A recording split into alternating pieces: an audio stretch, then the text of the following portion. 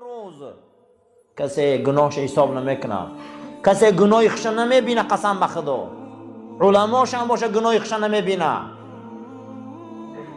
انسانش هم باشه گناهش نمیبینه. همین خیل باور داره همون شخصیت های امروزه مسلمان که امام غزالی که به بروقتی خدا اینها رو بخشیده، به بروقتی میگه خدا ما رو بخشیدگی، اما یه مراتب فکر نمیکنیم قرآن چی میگه. سمی الخیاط، قرآن میگه غضب خدا همین خیل وزبینی هست که میتونه که شما را از پلیشکی سوزن گذرانه. کسی میگه معانی قرآن اهمیت نداد، کسی فکر نکرد، زیرا اینکه از همه شخصیت هایی که زیادتر باید از خدا ترسن اینا باید عالما باشن، اینا باید علما باشن، اینا اهل قرآن باشن، اینا باید میگه زیاد ترسن، اینا باید زیاد پروا کنن، اینا باید زیاد فکر کنن، زیرا اینکه پرسش خدا حقه یا نه.